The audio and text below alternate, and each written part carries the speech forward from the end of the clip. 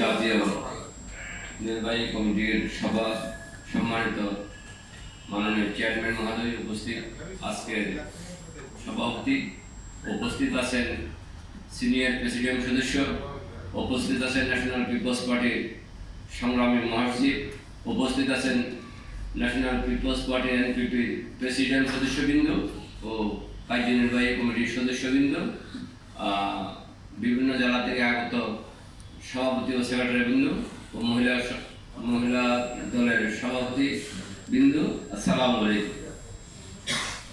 আসলে সবার পেটে খিদা, কথা বলার তেমন শোনার তেমন সুযোগ নেই, অল্প কথা শেষ করে দেব।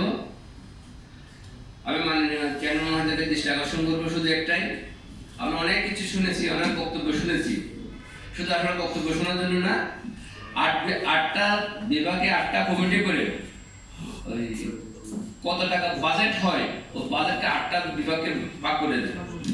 8টা বিভাগকে ভাগ করে দিলে যে যেভাবে দিতে পারে ওইভাবে দেন, বাদ বাকি যেগুলো দিতে পারবে না এটা আমরা সবাই মাননীয় চেয়ারম্যান মহোদয়ের কাঁধে উঠাই দেব। যদি দলকে যদি সামনের দিকে নিতে চায়, 8 বিভাগে 8টা বিভাগ থেকে দলকে সহযোগিতা করতে হবে। 8টা বিভাগের মধ্যে 8টা অফিসের দরকার এবং কেন্দ্রের একটা অফিসের দরকার।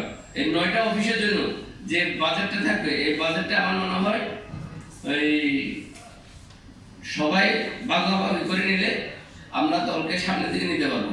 প্রত্যেকটা দলের কিন্তু চাঁদা আছে, আগাচ্ছে, আমরা চাঁদা দিচ্ছি না বিধায় আমরা আগাতে পারতেছি না।